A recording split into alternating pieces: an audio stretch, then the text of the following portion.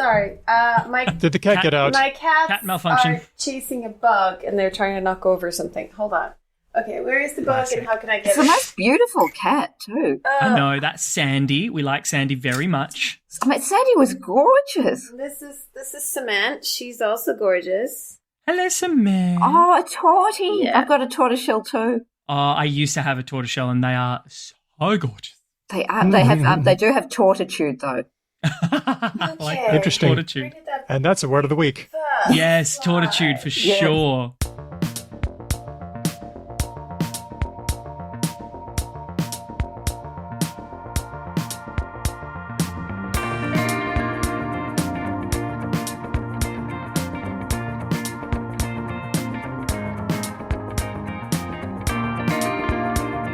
Hello and welcome to Because Language, a show about linguistics, the science of language. My name's Daniel Midgley.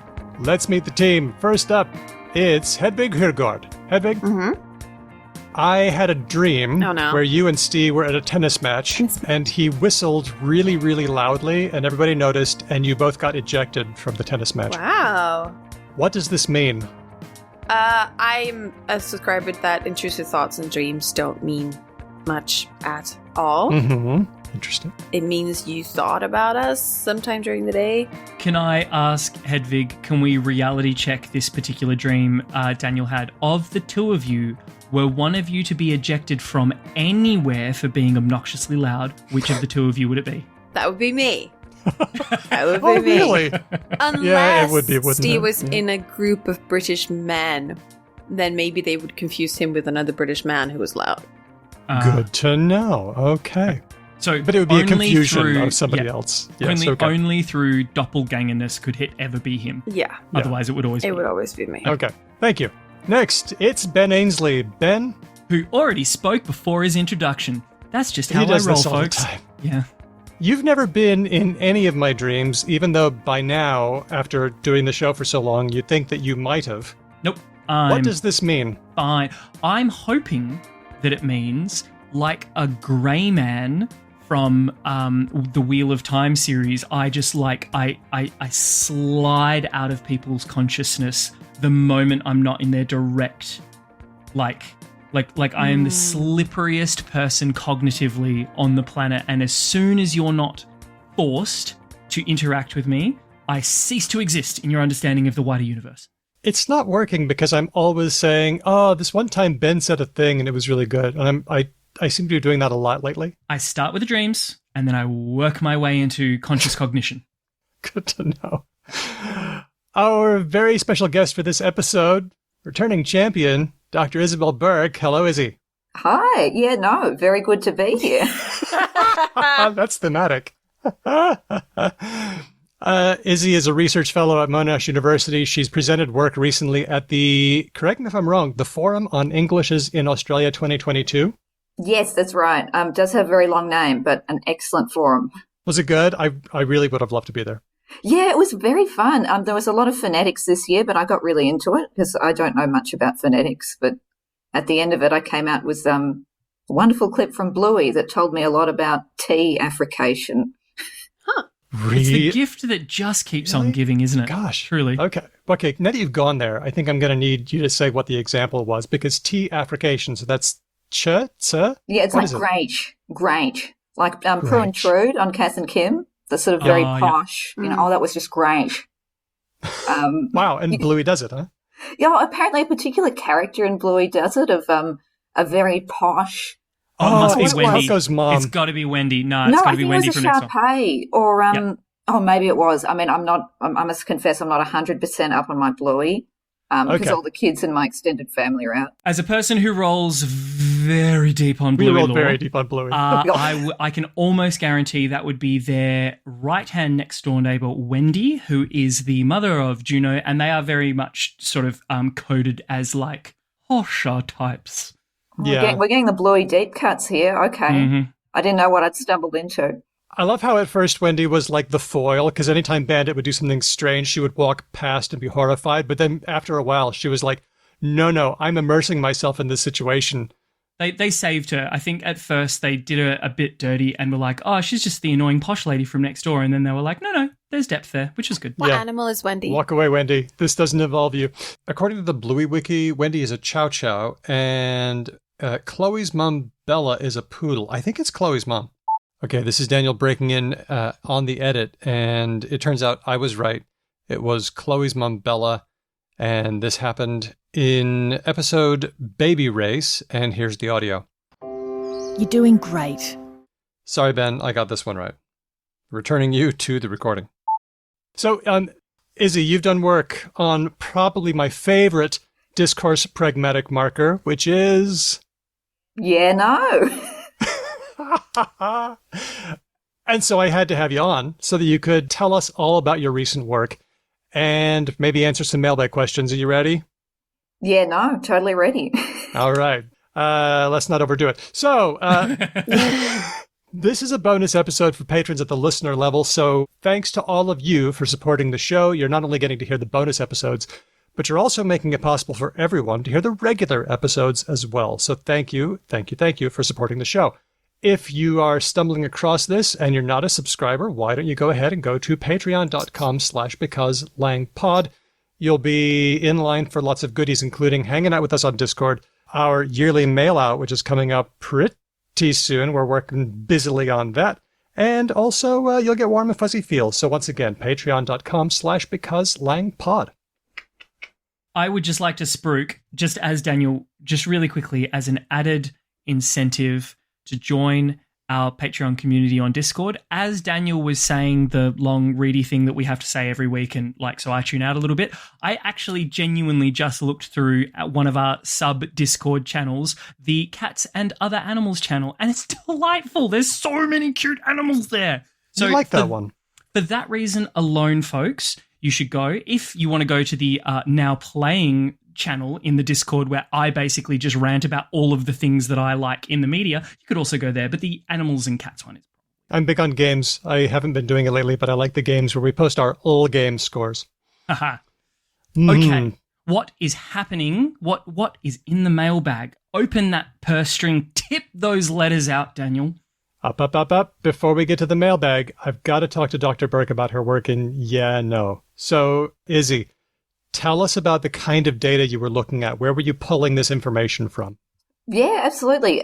So the study I did basically for this was corpus-based. So I looked at the UWA corpus of English in Australia, which you may or may not be familiar with. It's quite a large corpus, all spontaneous conversation, and fortunately enough, quite large. So the slice I was looking at was nearly 2 million words. So all pretty spontaneous, recent conversational data I was looking at.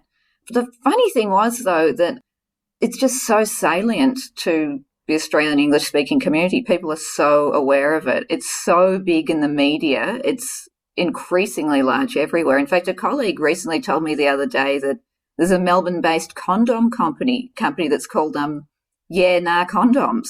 Wow. I feel like I probably can't give a shout out to the colleague because I feel like I probably did an ethics module on don't thank your friends for colleagues for their condom advice. I feel like I'm pretty sure I ticked a box. I did not take that unit, but a social faux pas. Is No Condoms, is that a good idea because Well, I mean, that was my view because it's I mean, as I'll tell you, Yeah, No has a number of very different uses. I mean, it can be a really enthusiastic agreement of yeah, no, or it can be like a really sassy put down of yeah, nah. I'm wondering if that's what they're alluding to. Yes, my marketing brain goes use this product or you'll get a yeah, no. Yeah, that their tagline is actually. I actually went to their website, which was perhaps not the wisest idea, but their tagline is "We're all about fun, but consent comes first." So maybe it's a way of sort of highlighting how complex consent can be, because yeah, nah can have so many different meanings.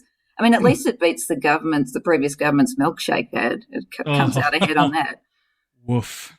Can I ask a question about this corpus? Is that a thing I can do? Yeah. As the non-linguist, you said that this corpus is based on spontaneous conversation. To an extent. I mean, there are a number of prompts and they have a number of sort of They're prepared with a list of questions that are designed to get conversation and particularly narratives flowing. So how does this work? Because obviously a lot of what we're seeing now in linguistics, at least based from what we've covered in the show, is like I go online and grab all of the digital text from some gargantuan like written corpus. But this is sounding very different. So can you sort of just really briefly articulate how this corpus is built?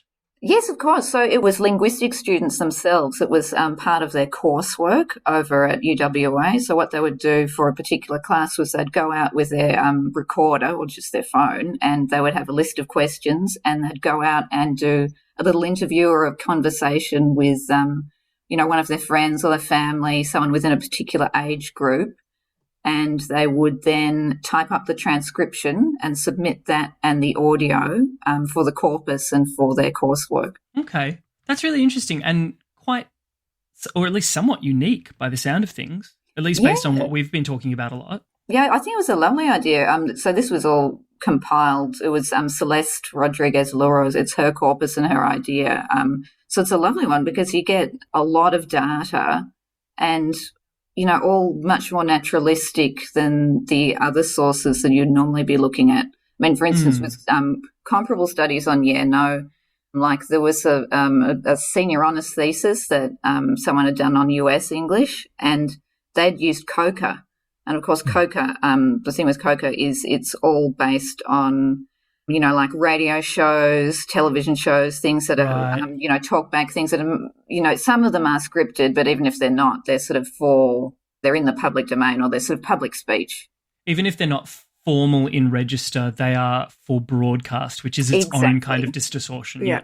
Yeah. And they don't tend to be the sort of conversations where, between two people who are pretty close or they're on the same wavelength, they know each other really well. And that's when you tend to see the more discourse pragmatic markers and also more interesting uses, more uses. That was another strange thing I found was the corpus of the closer the two interlocutors were, the more no would pop up. There was sort of, I call them super users. There would be, I thought about calling them whales after gambling, but then it just sounded a bit mean. There were, I defined, I thought, well, a super, because most people, all those that did use it's actually not all that frequent, which is funny because it's clearly very salient and people see it as very characteristically Australian, but actually not that frequent, particularly when we look at it with other discourse pragmatic markers. But, so super users, most people would use it if they did it all sort of one or two times in about a 40-minute recording. But the closer people were, and there was one pair who were very close indeed and they're having a great chat, they used it nearly 20 times in the space of a 40-minute conversation. So this is compared to sort of one or two. And I thought, wow, they're really, smashing it. Yeah, they're smashing it out of the park. It's absolutely smashing it. Is part of the use of Yena to do with indicating shared knowledge? So, like, you and I both know blah, blah, blah. Exactly. Yeah, it certainly does it. I mean, that's one of its textual functions of it likes to create a lot of relevance between the previous turn. And some of that relevance may not, well, particularly for me as an outsider, I'm just there reading the transcript. Some of that was not necessarily obvious, very clear to me, but they were clearly operating on something that had happened before or something that was very much in the shared domain and their shared knowledge. You've been out-grouped. Yeah, I have. At a distance. I have. I felt very much on the outer. But yeah, that would explain why there's less of it in the broadcasting speech and more of it in the people who are already familiar with each other. Yes, and and different sort of uses too. Let's go back a second to what we knew before your work. I've read He's a Good Kid by Dr. Kate Burridge and Dr. Margaret Flory. Mm-hmm.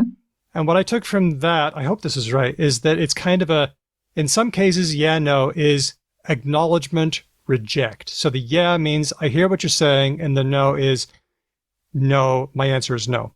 Yes. Okay. That's one thing. And then another thing that I got from that paper was that you're telling a story, you've digressed, and now it's time to come back to the main thread and hand over the turn. So we say, we did this, we did that, we did that, we did that. It was a really fun vacation. And now it's your turn.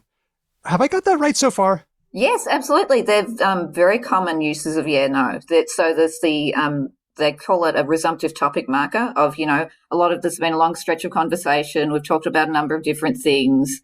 And then, for instance, here, if I said, yeah, no, tortitude is a really big thing. My cat has it. So it's returning to a topic that, it's not in fact, I found you could you could have a huge number of turns that had passed of sort of even 10 or 15 minutes and people would reintroduce the topic with yeah, no. And people would pick it up. People didn't view it as strange or anything. It was viewed as, completely the norm. I've realised that I need this particular sense of yeah, no very badly in my life. I am the king of digression. And the people who are listening to the show right now. Oh, boy. You don't know. You're sitting there nodding along to me being like, yeah, he really does. You get only a tiny sliver. No idea. Daniel cuts 80 to 90% of my digression bullshit out. Like, oh, my students, those poor darlings. Goes on and on, doesn't it? There's no Daniel to save them. Let me give you the big tip. So resumptive, what was that term? Topic marker. Resumptive topic marker. Yeah, okay, so going back right. and I felt that this was a sort of very good meta use of it because it's such a great paper, the 2002 paper, and I thought, well, it's been 20 years on. Yeah, no, it's time to revisit it. Okay. 20 years Resumptive have topic passed. marker, engage. Exactly. Maybe it would be more of a new topic. It can do that too, introduce something that's completely new. What's an example of that? Well, it's when people want to sort of introduce they want to pretend that there's some sort of connection with the preceding stretch of talk, but actually there isn't. It's sort of a bogus connection. If I did something like, yeah, no, let's talk about Taylor Swift's new album. Wow. Okay. Yeah. That sounds good to me. I have a feeling I may already use it this way too much. And then you can also shut down a topic using yeah, no too, and you can do that in a sort of very comfortable way of and it also seems to depend on where it occurs in a turn. For instance, we could say, like if I saw this all the time when people had been talking about their holidays or something nice that had happened, there'd be a big stretch of talk and they'd do, yeah, no, it was a great time. Anyway, let's talk about something else. Yeah. Okay. Or alternatively, it could be that they're really uncomfortable with the topic and they don't want to talk about it anymore. And that tends to be turn final of. So the Taylor Swift album, yeah, no. Let's talk about something else. Can you do it for saying goodbye? Absolutely, yes. And that was one of the more interesting, or it's more of an expressive use, I guess, because it seems to be surfacing at points that are more interactionally difficult. I saw one very vivid example of this. This poor woman was trying to extricate herself from a conversation that had gone on for sort of way too long. And, yeah, no, it's been really great seeing you, but I better get moving. And Okay, so it can be a conversation closer. yes, sort of a part of a sort of extended leave-taking sequence. I've also noticed hard reject. Like, I think you mentioned this in your presentation as well. Like, my daughter says, let's do some baking, Dad. And I'm like, yeah, no, we're not doing that, because we have to do. Yeah, no, we're not. So that's a bit like the acknowledgement reject. Is that what you noticed as well? Yes, in fact, the particular context in which you used it is more common. So when you're using it in reported speech, because it's it's quite unusual in Anglo-Australian speech norms to sort of aggressively shut someone down or to have an aggravated sort of a disagreement. That's why the sort of agreed. Like where I think Australians fancy themselves straight talkers, but the reality of how they communicate just absolutely doesn't bear that out. Definitely We've got not. way too much British influence in us, I think. And we hedge and we and we are and we dance around and just, to be what I conceive of as like more Scandi or more Israeli or something is actually really confronting, and Australians struggle with it a lot. South Africans are great for it. They'll just be like, no. And Australians are like, oh, okay. Yeah, I mean, the typical use of the sort of agreement but then reject is the mitigating use of you're creating sort of a false impression of agreeing with someone, but you're kind of letting them down gently, of the mitigating use of, for instance, if we then said, yeah, no, actually, I think, some other artist is my favourite. Yeah, no, actually, I prefer Carly Rae Jepsen to Taylor Swift. That can be really hard for us blunties sometimes to pick up on when it's Like, Blunties. That's not. You have not brought that up before. You just dropped blunty as a characterization, and it's. I get it. It works. It fits. It works I love it. beautifully. That's the word of the week. Blunties. yeah. Oh. I've had a lot of conversations lately where being blunt has been an asset, and it's so nice. We're doing this like paper, and someone's like, "Oh, I think the sentence should be like this instead," and I'm like, "No," or "Yes, okay, fine, not a hill I want to die on," and just like go through it. And I have to say to people before we have the conversation, I'm like, "Okay, we're gonna have a very blunt conversation, and it's fine. I'm not attacking you. Like, we just need to get through this." Nice. I would definitely require that were we to collaborate on anything. Like the things are way too ingrained. Like I had a group assignment at uni this morning, and yeah, I honestly feel like 50 to 60% of our communication was just managing other people's feeling states around that sort of stuff. No, and that's totally legit. What else have we got, Dr. Burke? So on the expressive uses, so these are the sort of sarcastic put-down ones. I mean, the interesting thing was that was not found at all in the Burge and Florey paper. So in 2002, that did not appear to be a thing. People did not use yeah, no in that way, at least in Australian English in 2002. In the way of, the hard reject? The hard reject of the sort of aggravated sarcastic disagreement. About, yeah, nah, I'd rather not. So it's funny because I wonder, there is some data on US English on this use, and it seems to be documented in US English earlier than it is in Australian English, whether or not that means it did in fact occur earlier. So I'm talking about sources such as Language Log, Twitter too. Twitter, unsurprisingly, has a very rich vein of the sort of expressive, sarcastic, shutdown use of, not only am I disagreeing with you, but you're so completely wrong that we're not going to be discussing this topic any further. Of, yeah, no, that's not how this works. That's not how any of this works. So the interesting thing I thought was, well, for one, it hadn't been documented in Australian English before, at least in corpus data or, in earlier works like the 2002 paper or even the 2007 honours thesis on it by Erin Moore. So I thought, well, this is funny. I wonder if this actually does exist in Australian English, because on the face of it, it seems a very un-Australian use of a discourse pragmatic marker. We like to use them to, manage affect. We like to use them to mitigate, and yeah, no, all of its uses are very sort of collaborative and cooperative. It's all about, managing relationships and saving face. So on the face of it, it just seems like a really weird use for us to suddenly take this and to be using it as this aggravated put down. But in fact, we do. When I looked at the corpus data, we are starting to use it, but only recently, or in the recent corpus data I have, the first use I saw was in 2019, and only by much younger speakers. So I'm talking about sort of between 17 and 19. So it seems to be younger people and a newer use. So I don't know whether or not this is sort of a different lineage, whether this has been picked up maybe through the internet more, maybe through Twitter. I do see it often combined, which is sort of suggestive with other kind of internet speak terms of, like that classic, I can't even.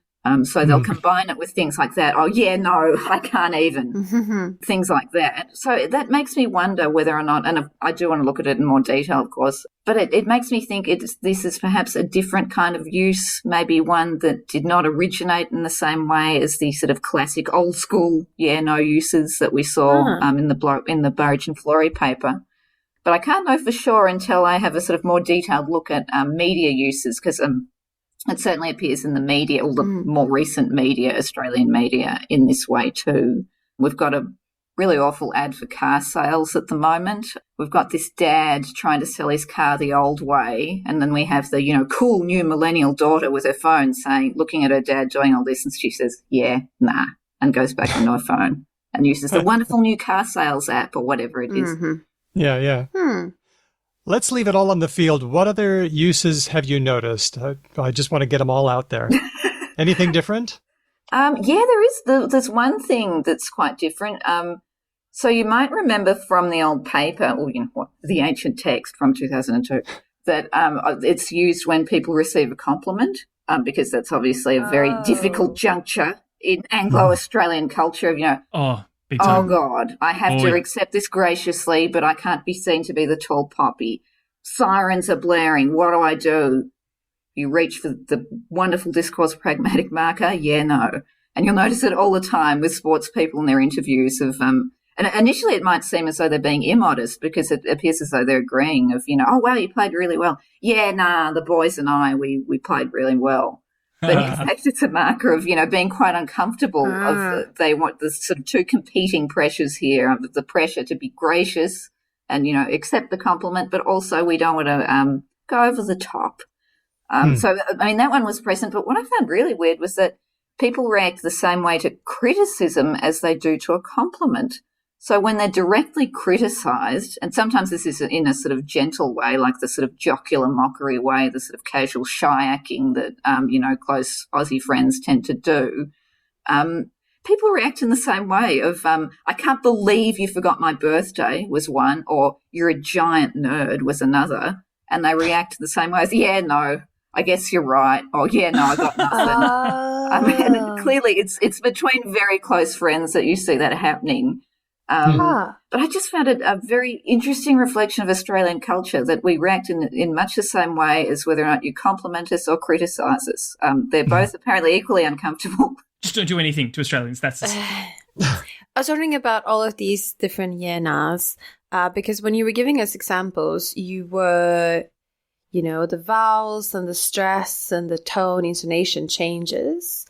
So they're not the same, right? So like, yeah, nah, and yeah, nah. Like, they're not the same. And I can hear the difference, and I can sort of maybe guess which one maps onto which function.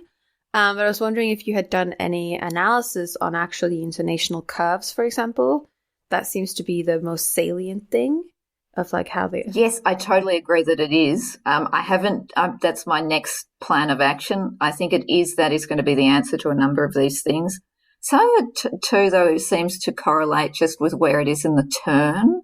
Yeah. So like if it occurs at the end of a turn, then you sort of get sort of quite a different intonation, or quite a pause there, and the sort of trail off. And with the agreeing one, particularly, very vigorous agreement, you get that sort of stress that you put there. Yeah, no. Yeah. Those sort of ones. But it doesn't appear to map sort of 100%. For instance, like the very sassy put down, yeah, no, you would think they would have quite a distinctive sort of prosody. But in fact, it doesn't always. I mean, I don't have a very large set of actually spoken naturalistic sort of shut down yeah no's. I've got quite a small amount, but some of them appear to have much the same pattern as, like the resumptive topic marker one or the textual ones. It clearly doesn't have the same sort of intonation as the polite mitigating one, and certainly like people never seem to mistake one for a nut for the other. There doesn't ever appear to be any confusion about what's intended there, or at least any ambiguity that's present is probably useful rather than confusing. Can we get a little reel of is he doing like a couple in a row? Oh, yeah. Okay, that's a good idea. Okay, so let's hear the resumptive topic marker. Yeah, no, so as we're talking about, tortoiseshells are awesome. Okay, now let's hear a pre-close. Oh, so hang on, which one is that? That's the one where we're about to end the conversation. Oh, yeah, no, so it's been great talking to you guys, but Okay. I got to head off now. Hard reject. Yeah, no. Okay. succinct. I like it. Response to compliment or criticism. Yeah, no. We all worked really hard on that, so thanks. Okay. Fantastic. Now, this is happening not just in Australia, but all over the English-speaking world, and it may not be an Australianism. Unfortunately, yes. People seem to be very proud of sort of naming this and claiming this as being distinctly Australian, and that everyone seems very sort of crestfallen when I tell them that, no, it is in other varieties. But even though it does appear in other varieties, we seem to have co-opted it in a different way, or at least we seem to cherish it in a way that other varieties of English don't necessarily do. I mean, I can't speak to whether or not they have exactly the same functions and exactly the same popularity because I haven't looked at the data yet. And unfortunately, there doesn't seem to be many in-depth studies of, and other varieties of English. People seem to like to do like a fun blog post or, here's a fun language log, and then it just disappears. So it sounds like a hole in the market. Well, I don't know, it made me quite worried of, I've presented this paper, I'm really excited to write it up, but, no one else has done it. Someone out to get us, the people writing on what's going to happen? The absence is conspicuous. I think that's the case for a lot of discourse markers and pragmatic stuff in general, because it's so hard to get good data on. And like pragmatic typology is so like, I know Mark Dingemans has done some things, but it's so in its infancy. And a lot of corpora, like you were saying, a lot of the corpora are either newspapers, fictional books. Maybe you get some blogs in there, maybe you get some radio broadcasts, but like this kind of usage, we don't have a lot of data on. So, but they're really interesting, and they're interesting to the general public, and they're interesting to linguists who hear them. So people are overwhelmed with this enthusiasm for them. So that's why it comes out, I think, in like blog posts and podcasts and things like that, because they're like, oh, notice the thing. Yeah. Should we just like go to various unis that have linguistic departments and be like, yo, UWA did this wicked thing where they just basically use the free labor of all of their undergrads to just build this wicked casual corpus. There's something called the brown corpora, like, which is like when you make a corpora in the same proportions as the brown corpora. We can make like the Celeste corpora and be like, hey. Yes. Yes, sounds nice. Yeah, all right. I had a funny experience, though, when I was talking to a group of mostly older Australians. They were expressing concern about creeping Americanism. And I said, well, lots of Australian expressions are being accepted in the American English. And they were like, what? And I was like, well, for example, yeah, no. And they were crestfallen. They were like, oh, no, not that. So I thought that was kind of funny how, people love it, but no, it's stigmatized. First of all, Daniel, that was your fault for talking to old people. Second of all, you like, what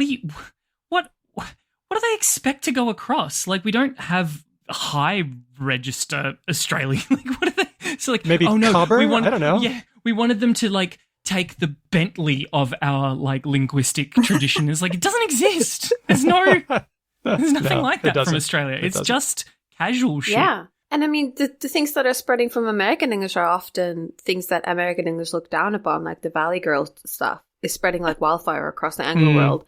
And I like it. I like Valley Girls. I like it. But I bet they think like, oh, I wish they adopted, I don't know, something else instead. And it's like, no, fuck you. We know what's good. Just to wrap this up, we mentioned a lot of different jobs that yeah, no does.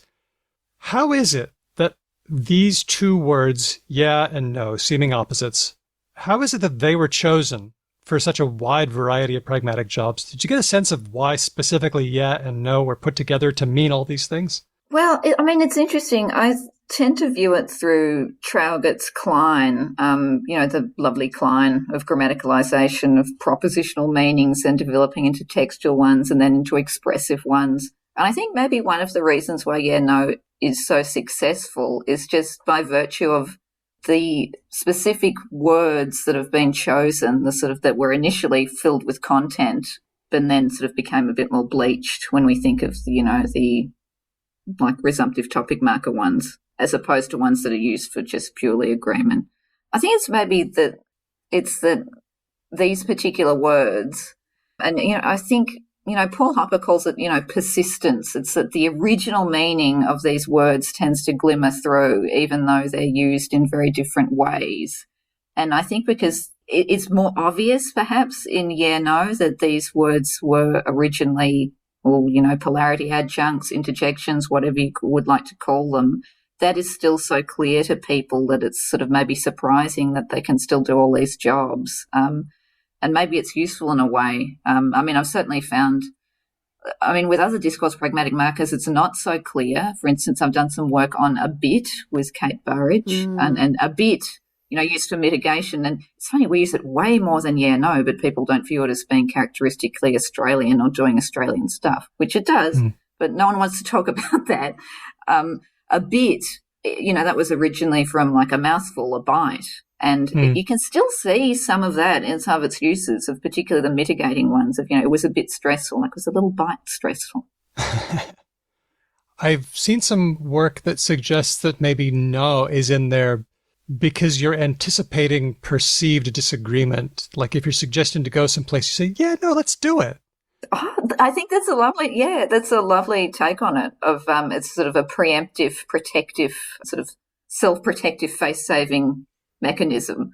And you do see it too with even the more propositional ones of when you're trying to agree with something, with something that's negative. So like the French use si of someone's, you're trying to agree with a negative statement and you're trying to eliminate all ambiguity. Yeah. Okay. Wow. Well, this has been great. Thank you so much for taking us through this. Was there anything else we needed to say about yeah and no that we didn't get out there? We might want to briefly mention the fact that it's not necessarily used by the people you think it is. We were talking about old dudes previously. Yeah. A lot of people think of discourse pragmatic markers as being sort of the sole province of younger speakers, but actually it tends to be the older speakers who are the vanguard of yeah, no, particularly baby boomers. And I found that even though they were much rarer in the UWA corpus, because, of course, undergrad linguistics students tend to be, for one, female and also generally under 21. But it came through even with this large sort of sample of young women, with the people they're interviewing, it tends to be used by older speakers. It's interesting because it's not at all what we generally think of with discourse pragmatic markers and with grammatical change or language change. But, yeah, it's as Burrage and Flory found in 2002, it still seems to be baby boomers who are the more prolific users. Funnily enough, not so much the men. I think that was more an artifact of them being maybe uncomfortable because they're often paired with very young women who they didn't know very well. But the baby boomer women, they were generally paired with people they did know very well, and there was a lot of yeah-no happening. Wow, okay. Well, thanks for taking us through that, and we'll be looking forward to the write-up and to see the further results of your analysis. Thank you. Well, I hope I don't disappear into the yeah-no black hole, the discourse pragmatic Parker. Yeah. Watch out. Some discourse pragmatists doing wet work to make sure everything stays quiet. Apparently. Well, I hope not.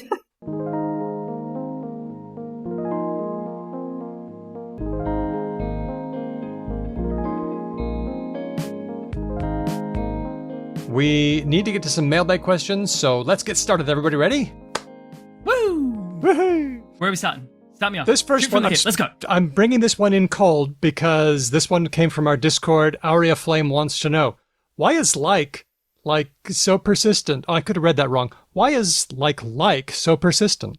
Can I ask a clarifying question of Aria Flame, who can't possibly answer? But you probably can, Daniel. I can. Is she referring to the singular word like, or is she referring specifically to like said twice to mean romantic interest? Oh. No, I don't think it's that one. Okay, because the way you just said it then made it sound like... contrastive for duplication. That's what I thought you meant. Yeah. That's it.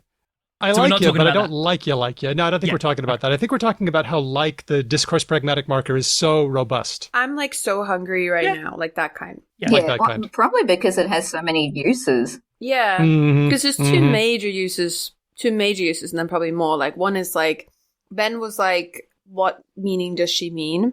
That's one. So the quotative be like. Yeah, and then the other one is I'm so hungry. The hedging, the bringing it down a bit. The focal marker, meaning the next thing is important. Yeah. Those two. Useful. He's not that good at football. Yeah. It's a strange one as well, isn't it? Because a part of me can understand. We should acknowledge that has been, for a lot of people, has been the standard that they hold up as the coming apocalypse of language for English, right? It is the thing of the kids these days say for every third fucking word and blah, blah, blah, blah, blah. But the only thing that I can go even a little bit towards people who experience frustration for the word is much like the word that, you can remove it from nearly every sentence it's used in, and that sentence still makes perfect sense. I mean, it does, but it's useful in that way, though. I'm not contesting that it's nice to say and it's fun and it's productive in the sense that it's allowing for easier speech. All of those things are true. Yeah. But the fact remains, certainly in the two instances that Hedvig just used, you could not say it and the meaning would be unchanged. I think like does contribute meaning. I mean, the quotative one, you can't say it.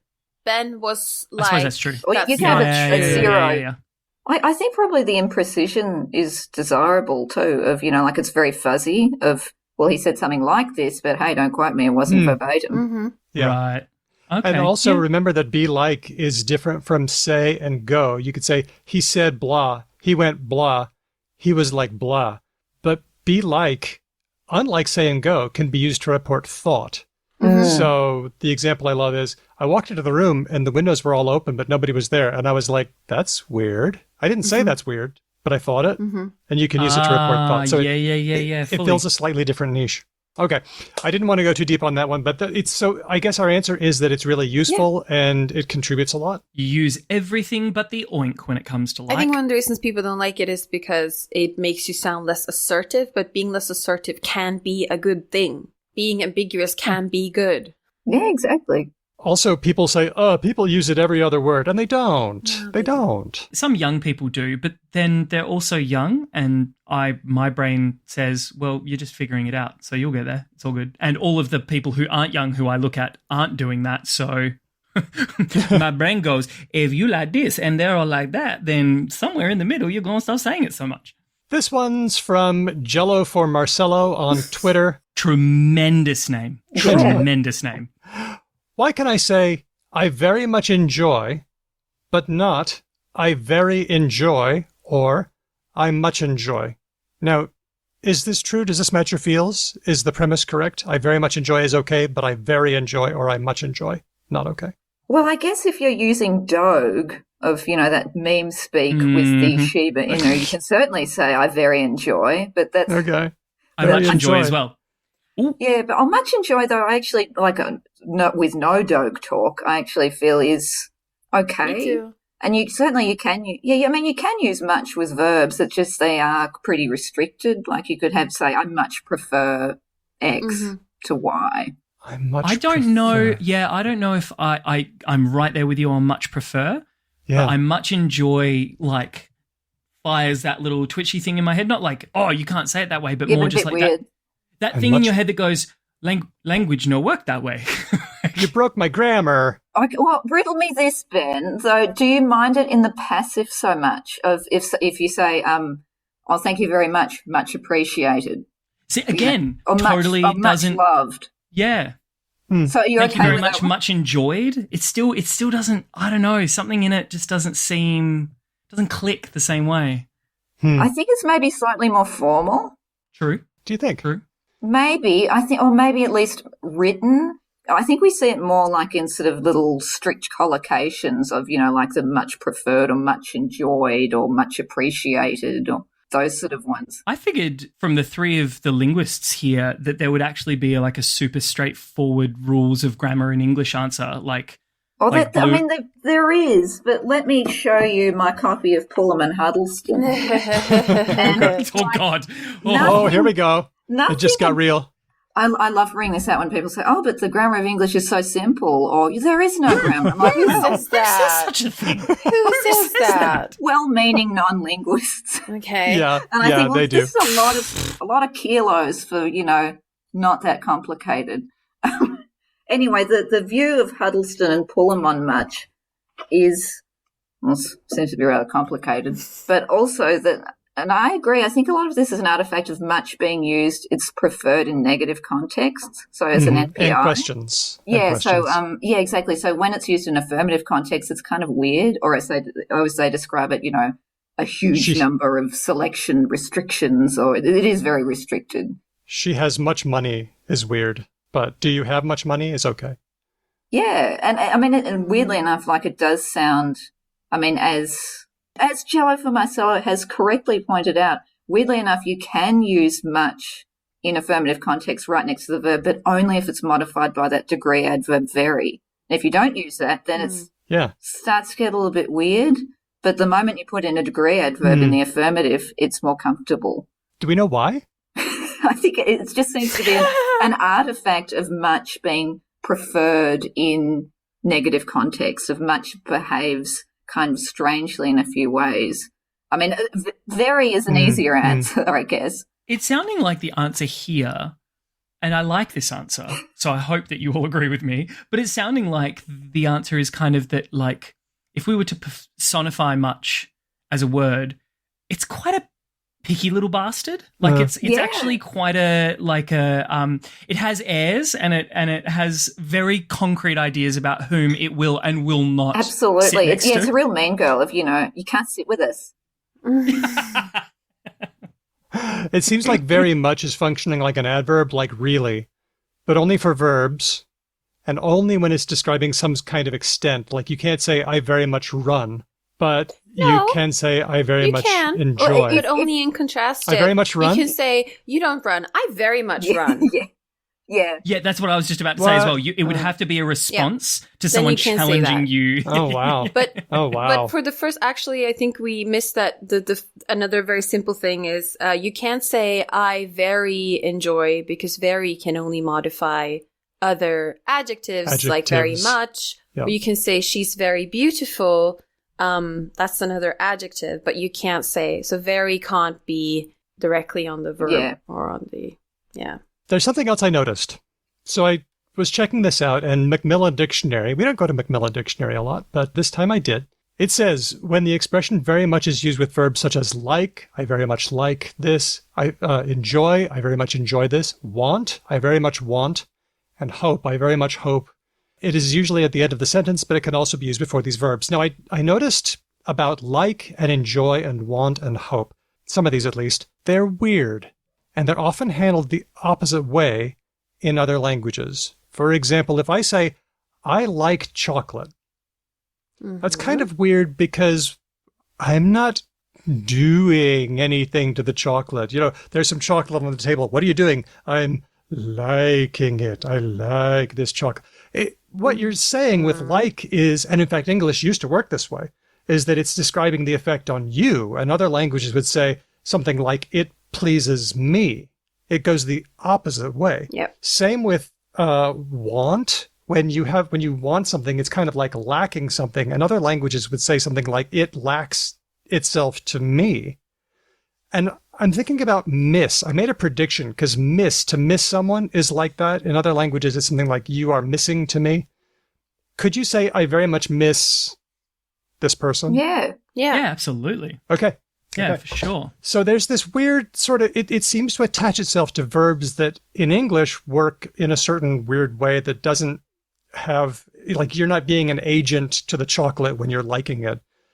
And other languages would flip it, would reverse it the other way. That was an observation that I just wanted to throw in there. Yes, some other languages do that. Yeah, so like experience.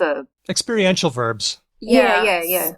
Some do, like, I think you're thinking of French, like, that pleases me, or like, that is and missing Spanish. to me in Spanish. Italian. Some other languages. And Russian as well. Yeah. So in Samoan, some of those experience or feeling verbs, you have to add an extra marker. So like, I like at you. Like, you're still, I is still the subject, but you have to like do more things. So, dative. Love is like that. You love at people. I know people like that. Okay. That's cool. Oh God, I was in this one relationship. Alo fayate oi. Yeah, I like you. That's okay. So what's our answer? Is it just that very much has become lexicalized as an adverb of extent? I think that's the one that makes the most sense. Okay. Well, there you go, Jello for Marcelo. Thanks for that question. Glyph on our Discord has asked, random question, when does a loan word stop being a loan word? Does, for example, an English word need to have been part of the English language all the way back to Proto-Indo-European? Is a word loaned into Proto-Germanic from Latin still a loan word, or does it become a native word at some point? It becomes a native word at some point. I think one of the ways you know when... The short answer is we don't know, and this is something linguists argue about. It depends on the question you're asking. So if you're trying to do very deep historical linguistics, you might count more things as loan words than a native speaker would. if it's a native speaker, I think you might count it not as a loanword anymore when you apply your regular sound rules to it. So when you start producing different sounds, I think it's really funny in German that some people still do like a nasal thing for restaurant. So they'll be like restaurant. They don't have nasalization almost anywhere else, but they all still do it for that one. And I'm How like, interesting. you guys know that that's a loan, but some don't. And I think a lot of people don't. And then you can also, but then if you borrow a lot of those, you can actually import that phonology. And then that's part of your language too. That happened with English when the V sound became thought of as like, it went from, that's just a version of F that we use in the middle of words. We can't use it at the beginning of a word. And then after tons and tons of French contact, V could become at the beginning of a word. Like how? Like very.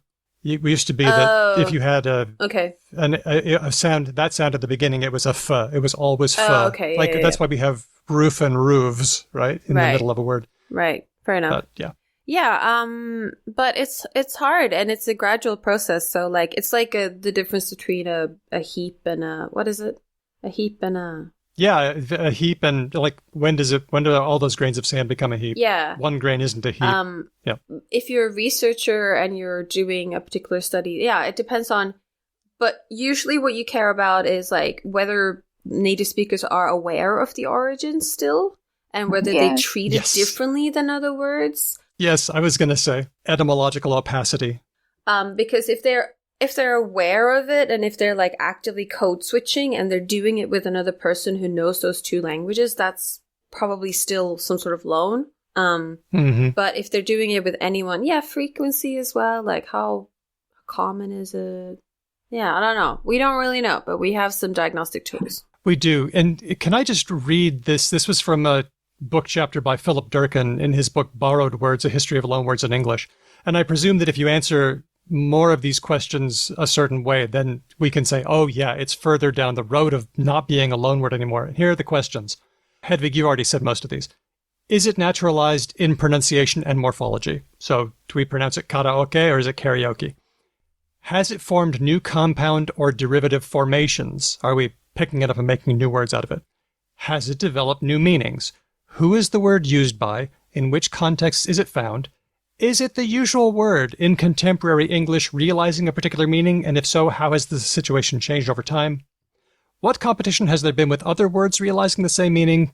What relationships exist with other words in the same semantic field? So, the more of these boxes you tick, the closer you are to saying it's naturalized. It's not a loanword anymore.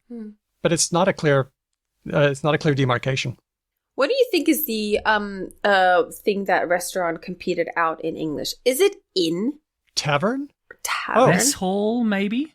Did it have to replace anything? Because it used to be that there weren't restaurants. Yeah, that's where I was coming from as well. The idea of a restaurant is a relatively modern conception. But an inn is really similar. Is it though? Because like an inn is expressly a hotel that would serve food, and so it would serve some of its food to people who just wanted food, right? Whereas a restaurant is a business, so first of all, it needs to be like a capitalistic enterprise, and so that's at least within the last like 300 or 400 years, and it has to only do that because that's what separates a restaurant from a hotel or an inn or any of those other things. Okay. It looks like Merriam-Webster in their article The History of Restaurant lists these variants that were active at the time that restaurants were becoming a thing. You could have an eating house, victualling house, cook's shop, treating house, and settling house, and chop shop. Chop shop? Chop shop is a bit of a surprise, in addition to inns and taverns. Any other comments? Izzy, did you have any comments on this one? I thought you answered it beautifully. The only thing, the one thing I was thinking of was, like whenever I teach history of English or Old English, I find it so weird, those very old Norse, loan words or borrowings of, like father, they, birth, give. I think it's so strange to think of those as being loan words. Like at what point do we accept them as being our own? Like what's a few thousand years between friends? Exactly. Or forced migration enemies. It's funny those because in historical linguistics, there's this idea that there are certain parts of the lexicon, right, that are exceptionally resistant to borrowing. Yeah. and that are exceptionally stable, and you can use them to diagnose family relationships. But there's usually some exceptions to that. And sometimes there's disagreeing, like numerals is a good one, because numerals like 1, 2, 3, 4, people usually say, oh, they're super stable. But you get lots of languages borrowing entire numeral systems. They're like, we used to count like this way with like to do with like fingers or like how many things. But then like Indonesian came along and now we're purely decimal. And they just like the entire system. It's bonkers. Yeah. Well, thank you, Glyph, for that question. Let's go on to one from Holly on Patreon. I have a mailbag question for you. Are you aware of any work happening so that spell checkers in MS Word and other programs acknowledge singular they as grammatically correct in a sentence with a singular subject? I've noticed lately how many uni textbooks insist on referring to he or she, which is inefficient and less inclusive. Word also does not like it when I use singular they in my own notes. So let's just give a quick rundown of the issue. Over the past 1,000 years, people have used they for one person in English, despite the protestations of self-appointed grammar monitors who say it's not grammatical, and that sometimes includes grammar checkers on word processors. Can someone else back me up on this one? I haven't encountered the red me squiggle neither. on I was singular they. testing it earlier, and it seems fine with it. I noticed this on... This is a really easy answer. Good news, Holly. It's fine. Are they trying to write the sentence, they is 8 years old? Oh, okay. Oh, yeah. okay. Because I think I was just possessive. about to ask, can we create the most aggressively non-grammatical one? Because Well, let's try it. Who's I've got got word? it open. I'm going to have a look. Please. Because I think that most people who use singular they, when we talk about singular they, what we mean is that the referent of they is a singular person.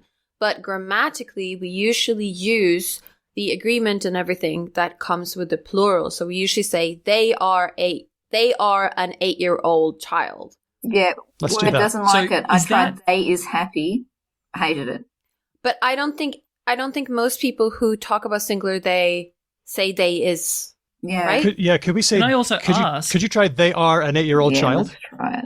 Okay. And also, Izzy, when you're done with that, can I ask you, where was the squiggle? Was it under they It's or was it under under is? Oh, does it? Yeah, that's what I was wondering. Oh, no, it likes they are an 8-year-old child. Word is happy with it. Yep. Yeah. Okay. Well, because that Yeah. that is a phrase that we would say all the time, even outside of some political correctness gone mad context or whatever. I've never heard of anyone saying they is. Yeah. No. Neither no. have I, but I'm also wondering though, is that the new frontier? Is that a way for NB people to sort of grammatically emphasize the non-binariness of what they conceive of themselves to be? But I'm not wait, seeing it anywhere. First of all, the agreement in English with like is and are, so that agrees with the number of the subject in this case, is something that native speakers actually already vary on. So, for example, data is or are very good, or data are very good. Oh, that's true. The other one is okay. football teams. Barcelona is the champion. Have won the Yeah. match. Barcelona are the champion. Yeah. Native speakers are different. Yep, okay. Yep. And in a sentence, if you make a very long sentence, and for example, there is many blah, blah, blah, if you put the subject, the thing that is somewhere very far away from the verb, then native speakers have a harder time tracking. We just forget. Yeah. Short-term memory blacks out and you just like don't remember. And so things that are ungrammatical, native speakers will say are fine if there's long distance. So we already know that like we're getting funny things with verb agreement. So the verb agreement, I don't think necessarily exactly means singular and plural. I think we sort of need to get that a bit out of our heads. It doesn't really work like that. And as a second language speaker, from a language that doesn't have verb agreement, this is one of my most common comments by my supervisor on my PhD thesis is that I screw this up all the time because I don't care. And I would like to welcome English speakers into the world of just pick one of these and then just forget about verb agreement. You don't need it. It's fine. There's a Danish YouTuber who just cannot seem to get subject-verb agreement for certain kinds of subjects, and I just always enjoy hearing what he comes up with. Yeah, it's just... let me just point out a couple of things. Number one, I went to Microsoft's own internal style guide, and they say that singular they is okay. They also refer you to the webpage on bias-free language. Nice going, Microsoft. Then there's an article on a blog called Office Watch, which incredibly covers Microsoft Office, what's going on in the world of Microsoft Office. And they point out that, number one, nibbling and pibbling are already in the word dictionary. That's fun. Oh, that is fun. What's the second one? Pibbling. Pibbling, which is, so we know nibbling, right? Yeah, nieces and nephews. A pibbling is your uncle or your aunt. Why? No. I don't know. Oh, wow, that was a strong response. But it's in there. It's your Perhaps parent because of sibling. parent sibling? I don't Yeah. like it. No, I don't like it either. They are not. Well, No. well, this isn't up to you, Hedvig.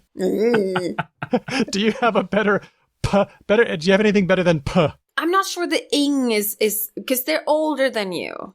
Oh. Nibblings are Oh, younger you're than you. re-analyzing Siblings it are the as- same age as you. These are older than you. Usually. Is the ling in sibling young? Quick. Grand To the Oxford nib. English Dictionary. Hang on. I got to check this out because there's earthling, which means belonging to earth. Sibling. So it looks like the ling in sibling. What is it? It's probably I belonging. don't see what. But anyway, whatever the etymology, do you agree with me that ing is like little and cute? It feels that way, doesn't it? Yeah. Yeah, I do. Definitely. It does. Yeah, It does. 100%. So It totally you can't does, say for that sure. about your Okay. uncles and aunts.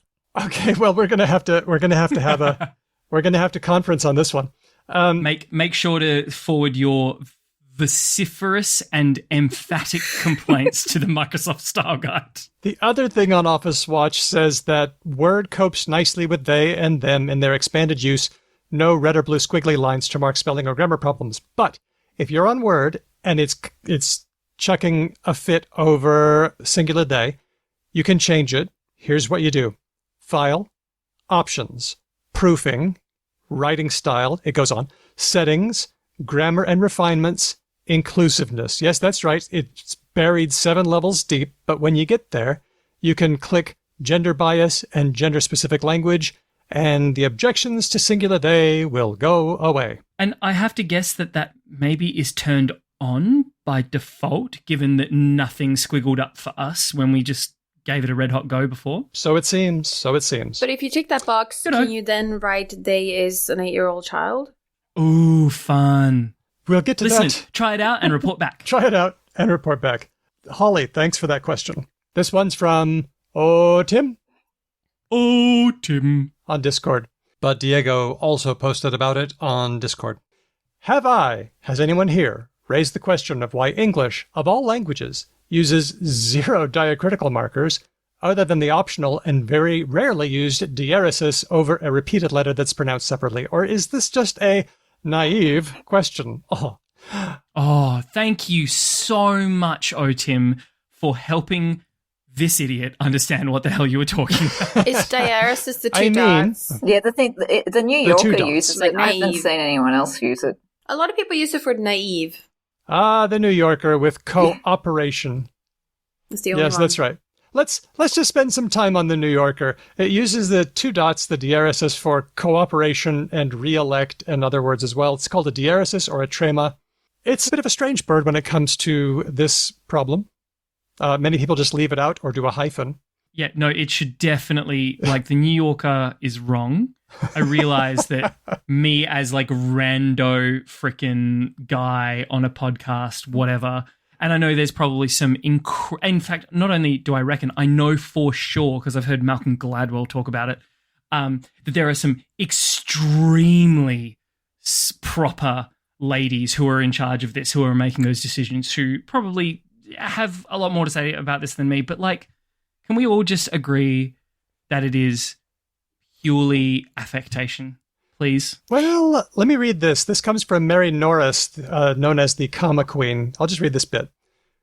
We, the New Yorker, do change our style from time to time. My predecessor and the former keeper of the comma shaker, I don't know what a comma shaker is, but okay, told me that she used to pester the style editor Hobie Weeks, who had been at the magazine since 1928, to get rid of the diaresis. She found it fussy.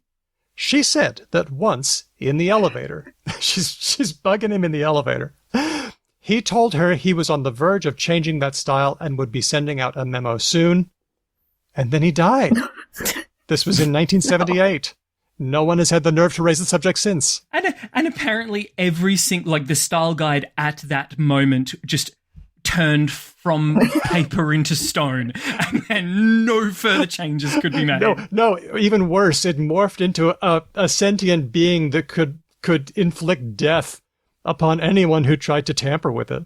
Maybe that's just the top of the crypt of this old guy when he died. They just chiseled the style guide into every surface of it or something. Tim continues. Languages with much greater consistency and pronunciation use them, diacritic marks, and I would argue English needs them much more. Row versus row, cower versus grower, which is different from growler, Minnesota's Mower County, which rhymes with power, not mower, and so on. So, why does English use virtually zero, or does it? Can I just also say, like, Tim, why are you stopping there with those dinky examples, right? Like, what's on your mind? I just don't think maybe people who have like only speak English, of which I am one, but I have been afforded the understanding of how like other languages do this. Mm-hmm. English is just like a maniac when it comes to vowels. We're the worst. We're the absolute worst. Yep. We have so many different stupid vowel combinations to make different. So everyone, like if you ask an English person how many vowels are there, they're like 5. Wrong. There's at least incorrect. 14 plus there combinations. There are 14 vowels that we use, Yep. right? So if that didn't blow your mind enough, here's an extra little fun fact. A lot of other languages just have 14 different characters, so that process is really simple. And that's what those funny little hats and stuff are. Wait. Right? Each of the vowels will just get a little funny little hat, and then it'll just be pronounced differently. So instead of having like E and OI and all of this dumb combination nonsense, they just handle it. But wait. Sorry, I feel very strongly about this. I think we need to acknowledge something, which is just like how biological evolution isn't striving towards some sort of perfect organism goal. It's just getting by, right? Every generation is just getting by. And It works well enough. it works well enough. And English spelling works well enough. People read books and understand them. Sometimes they read a sentence one more time, but it works well enough. I agree with you. And I would encourage English speakers to maybe have more variation. So why don't the New Yorker have their tremors and whatever, and then someone else has like a slightly different comma rule? Like, it's good for humans, and humans are able to deal with variation. You should see some variation. Why you gotta have a standardized, homogenized thing? Why can't we all just like do a bit little what we want? I'm on your team. Look, okay, I get where you're coming from. Playing is fun, but I would argue that you can play no matter how like bolted down and constrained the like. So, for instance, Hedvig, your first language, your mother tongue, right, does exactly this, yeah? They've got a different character pretty much for every vowel sound you have, with a few exceptions. No, that's not true. Am I thinking of... No, we have many more Finnish does, characters that represent different vowel sounds than English does. Yes, we have a higher... You got a few more. We have a better connection between sound and letter than you do, but it's not one-to-one. We still have different ones. No. I know it's not one-to-one. It's better. Yes. It's better. And then Finnish is better again, I believe? Yes, sort of. But then they also, like, I found out late in my life that, like, if you speak very formal and standard Finnish, yes, you pronounce everything on the paper. But if you speak like a normal, casual person, you don't. Okay. Well, what I found strange here is that, I mean, we sort of do use diacritics, but we only use them with loanwords. You know, like we're quite happy enough to, and even use them to differentiate between different words like resume and resume. Good point. So I just find it strange that, you know, we're happy enough to use the diacritics. We seem to know what some of them mean, or at least vaguely. But we, at no point have we thought of consistently applying them throughout the rest of our vocabulary. I have a spicy take. Ooh. Oh, bring it on. There is one diacritic that English makes extensive use of. The apostrophe. Ooh. I knew you were going to say that. It's not on top of a character. Yeah. It's between Sorry, I'm character. calling shenanigans on that one as well. It doesn't have to be on top of a character. Why not? Here's the thing, all right? Because it does what diacritics sometimes do, which is omitting a letter. For example, Medieval scribes used to write poeta with a macron, a line, over the A. Yes, it was over the A. And that meant that they were omitting a letter M, like poetam, the accusative form. Omitting a letter is something that diacritics do, and that's what apostrophes do. But you and I both know that the question answer did not mean that. You just pulled, yeah. And if you want to back up your like very, very contemporary spicy take, yes, pulling from like 600 years ago is not like the most compelling piece of evidence. I could probably come up with more examples of diacritics allowing some letters to drop. Listen, we all know you've got your axe to grind when it comes to apostrophes. That's what this one does in French as well. But it's not the job that the question answer had in mind. The circumflex in French does the same thing. It's a gravestone for all lost characters. Tim, I want to answer Tim's question in the spirit with which it's been asked. Yes. And I think because making changes around spelling, this is the truth, is incredibly difficult. It's really, really, really hard. You either need and you guys can probably speak to this better than me, but the only instances I know of it being possible is if you have outright power and control over an entire speaking population. And even then they ignore you. Yeah, potentially, right? Or you have a form of that power sort of assembled via other means. So I'm thinking now of like whoever the guy in America was who was like, we're getting rid of you from honor and color and all the rest of it. Clearly that dude at that time just had enough power in one special little way that like pushed that forward. Yep. At a special time. You really can't pull it off. It's so hard. I know. I've been trying.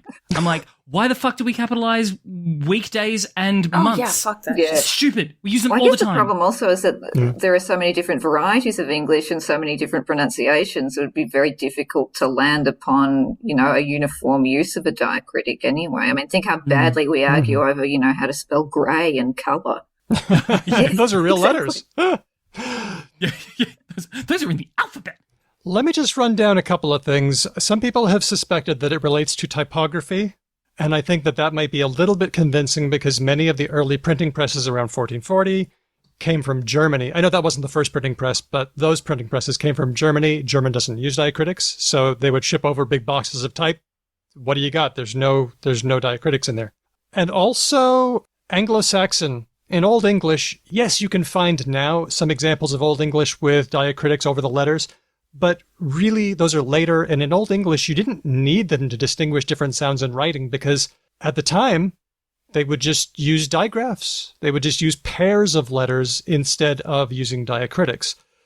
So the story is we kind of do use them sometimes, especially if they're foreign or fancy or metal. Sorry. Yeah. Good old metal. Just bringing it in. The metal umlauts. But early English scribes could have used diacritics, but they found ways around them like digraphs, and then the limitations of the early printing presses didn't help things out. So I think there may be two reasons why we kind of tracked that way instead. But I think the call to action I want to make here to all of our listeners is that it's true, you don't have the power to change all of English. And it's true that when you write like an essay for university or something, you need to conform to whatever style guide they have for like how to place commas. Like if you come from like I have a Ukrainian friend or a German or Sweden, English comma placement is annoying. But there are other venues nowadays where we use written language, like direct messaging our friends or Discord with our favorite Patreon supporters or Twitter. And you should, I think, subject yourself and your surrounding to exercising some variation there. So I, for example, try and avoid apostrophes and any capital letters in those places because I think that's more fun. I came across this very fun presentation on TikTok where someone spelled questions KWESCHENS. And it's my favorite thing. I love it. That is aggressive. And then the other one is concerns. Yes. KONSURNZ. When I read it, I felt the power, and you also can have that power. Think about your audience. You maybe don't want to piss off your boss or whatever, but where you can, spice it up. Dude, fuck around. Find out. Hedvig, this is something that I have learned from you, and I'm so grateful that we have an enormous capacity for tolerance and variation. We don't even push the limits of what we're capable of, and we could easily take on a lot more variation and ambiguity than we currently deal with. Oh, yeah. All the time. So thank you for that insight. All right. That's all the time we have, but a big thank you to our guest for this episode, Dr. Isabelle Burke. Izzy, how can people find out what you're doing? Well, the La Trobe Forum of Englishes have I think, posted a video of the presentation, so you can have a look at what I've been up to. That's going on the website. Link on our show notes. Oh, page. yes. Hopefully, I mean, I'll send it to you. Yes, I please. don't have a Twitter, so you're just going to have to keep an eye out for the eventual paper. You are mysterious. Unless someone puts a hit out on me, which appears to be what happens to those of us who work on discourse pragmatic markers. My God. Well, thank you so much for joining us for this episode. This has been a lot of fun. It's been a joy, particularly to see Hedvig's cats. Oh, yeah. Yes. Sandy and cement. Yeah. Thanks to everyone who gave us questions and ideas for the show. Thanks to Dustin of Sandman Stories, who still recommends us to just about everyone. Thanks to the team at Speech Docs, who transcribe everything that we say, and they're a lot of fun besides. Hey-oh. Thanks to our sponsors, the Oxford English Dictionary, and most of all, thanks to our patrons, who give us so much support and make it possible to keep the show going. Thank you, thank you, thank you all. If you like the show, much like Dustin of Sandman Stories, you can go ahead and leave us a review in the places where you frequent, be that online haunts or like the places where reviews for podcasts are supposed to go, such as Apple Podcasts or all of the other places. Podchaser. I don't have an iPhone. I don't get my... Podchaser. Podchaser, that's the one. Podchaser. Do that. You don't have to be stuck in Okay, Apple well- Universe. If you don't use iTunes or iPods or whatever, getting Podchaser. ¿Por qué no los dos?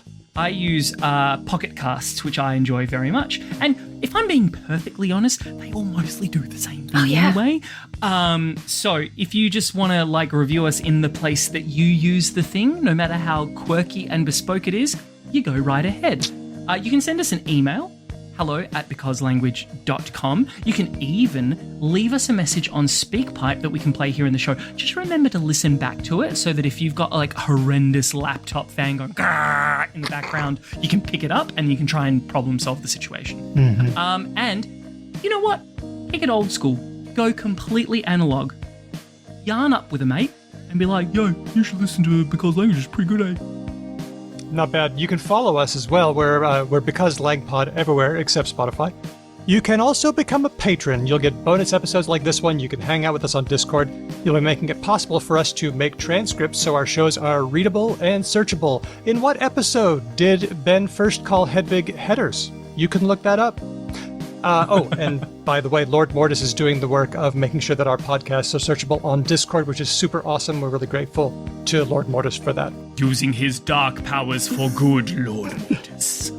A shout out to our top patrons, Dustin, Termy, Elias, Matt, Whitney, Chris L, Helen, Udo, Jack, Pharaohcat, Lord Mortis, Grammar, Yen, Larry, Christopher, Andy B, James, Nigel, Meredith, Kate, Nasrin, Aisha, Moe, Steele, Manu, Roger, Rianne, Colleen, Ignacio, Sonic, Snedgehog, Kevin, Jeff, Andy from Logophilius, doing great work there, Stan, Kathy, Rosh, Cheyenne, Felicity S, that S is going to become important later, Amir, the Canny Archer, Tim, Alyssa, Chris W, and Kate B, who smashed the one-time donation button on our website, becauselanguage.com. She obliterated it for all time. It no longer exists. It's been smashed. But it does totally exist, and you can go there and It's been and donate smashed via to atoms by her mighty click. No more can you contribute with the one-time donation button on our website, becauselanguage.com. Don't look. You will not find it there. And if you do find it there, do not click or use it to donate anything, however large. Thank you to all our amazing patrons. Oh, and by the way, almost forgot, our newest patron, Felicity. Hang on. Whoa, where is it? Where'd it go? G. It's a letter G. Felicity G. We now have a couple of Felicity supporting the show. If your name is Felicity, be a third. You can do this. Let's get a full deck. Yes, indeed. Thank you to all our amazing patrons. Our theme music has been written and performed by Drew Krapiana, who's a member of Ryan Bino and Didion's Bible. Thank you for listening. We'll catch you next time. Because Language.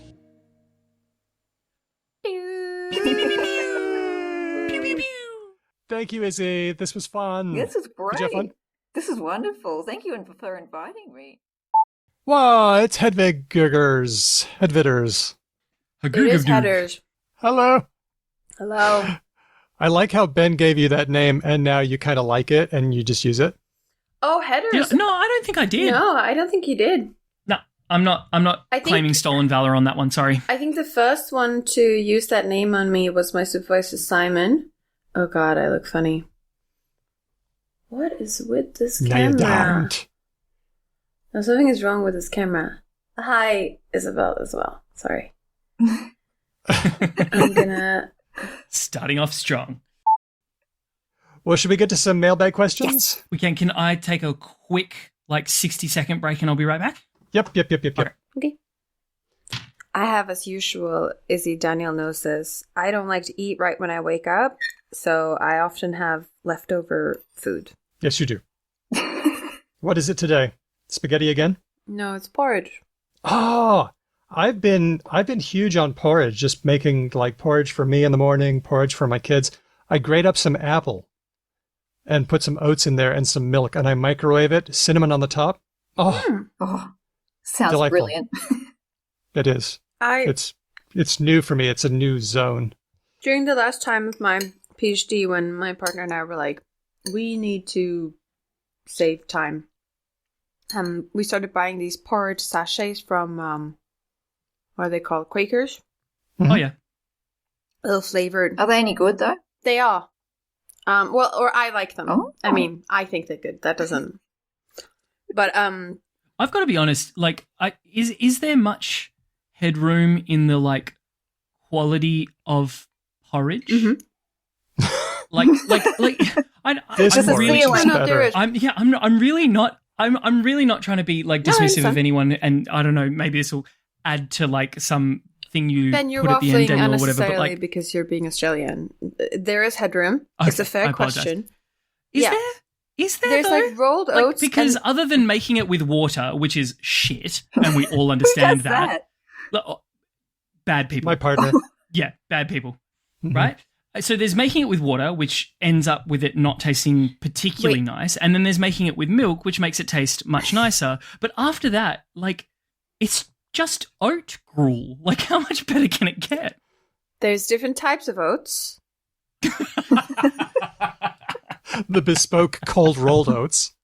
Some of them work better on the stove. Some of them work better in the microwave. Number one. Number two, you make the porridge with water and then you have it with milk.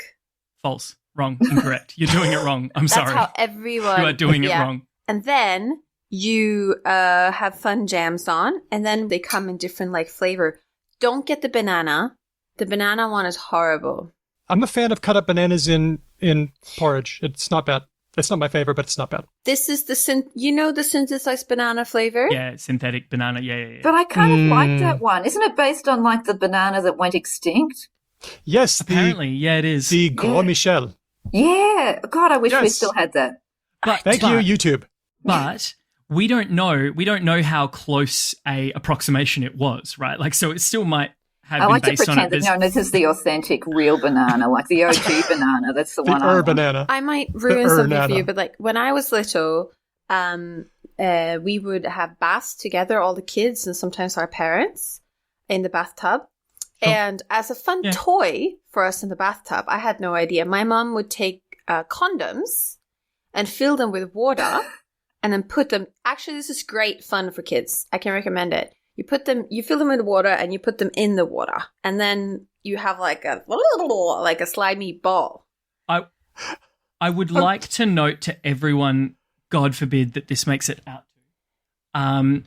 You can achieve the same effect with things that aren't condoms. Yes, but they are No, less but this could lead to slippery. smooth discussions. And the condoms are very durable. Oh, I see. This episode needs a condom sponsorship. Yeah, no, condoms supplying bath fun for children since 2018. This episode of Because Language is brought to you by condoms. And my mom is a midwife, and she's working at the youth clinic, so they had excessive condoms. So we always had a lot of condoms at home that she would encourage us to hand out to our friends so that we would have safe sex as teenagers. But often we'd get the banana flavored ones. And so that banana flavor for me just means condom. And I don't Big want banana. that in my porridge. Why Fair not? enough. Well, Fair I enough. mean, it's Come not all the on. time, I would imagine, right? Like, No. surely there's a circumstance. No. I think that if I start throwing like wet condoms in the bathtub with my little girls, it could lead to some really actually good discussions about what these things No, are. but you don't even have to. I was never explained what they were. It was just a fun bath thing, and because they're very durable, so like the kids can like squeeze them and stuff. It's fine, and they come with like glidey stuff, so they like slop and it's fine. You don't need to explain it. Just put it in. That's great. Yeah. No, but can we just get you to use milk when you make porridge from now on, though? Would you please? Try it. Try Please, can you just try it? It's so much nicer. It it in really the microwave. is. 2 minutes. Can I show you guys a new coffee cup I bought yesterday? Yes. Yes. We got so close to starting a show just then, Headers. I want you to know that. Ooh. Or is that It's- like a fertility idol mug? Is that what I'm seeing It's there? like a little butt. That's a bottom. That's the front. Is it a Ooh. butt and like a kind of a curvaceous A bit That's of the belly? little belly. belly. I think the kids would call that thick. That's cute. I think this is a fupa. I don't know. I got very excited. They had them at Monkey, and I bought 4 for my female friends in my department. We'll see how that goes. What? I really genuinely think that is deliberately idio quoting like ancient fertility dolls. You know, like the really, really voluptuous. Is that the concept? Because I'm pretty sure like one of the oldest ones was found in Germany as well. Yeah, so there's a bunch of statues found all over Europe that people like to call like Venus of blah, blah, blah, because they don't have a good word for like fertility woman that's shorter than Venus. Don't you love it? It's older than Rome, but the best we could do is like some classical reference. And they're all... Oh, that's Venus. Yeah. Yeah. I mean, maybe it's referencing that. They also had cups with like sort of boobies. Anyway, I bought 1 for me and 3 more for my the women who are in my department who are in Leipzig are gonna get a little. Well, your ceramic ware is extremely body positive. Congratulations. Well done. Yeah, I just hope they won't think it's like creepy. We'll see. Nah, not from you, Hedvig. No, I know, right? That's what I'm hoping. Okay. We'll see. Hey, look, you can only find that line by crossing it. Is that your heuristic, Ben? Yeah, but what if someone's like, "Oh, my work colleague made me feel bad." Do you know what? I think that's the second worst outcome. The first worst is if they respond thinking it's creepy in a similarly creepy way. If they one up your creepiness. I had not to do that. Yeah. How would Yeah. you do that? Yeah. See, I think about worst case scenarios. Also, it's You've got not my imagination going. It's not that creepy, right? Are you looking for validation here? Sorry. Is that Okay, what never you've come mind. here Never mind. for? I bought it yesterday. Fishing. Steve's away. I haven't spoken to anyone. I didn't have my veto like power of an Veto attorney. partner. I do run things past Marin. I'm like, Marin, is this tweet a bit too saucy? And she's like, if you have to ask. So whenever I ask her, I just Marin, do you think? Never mind. Should we do a show? I think we should do a show.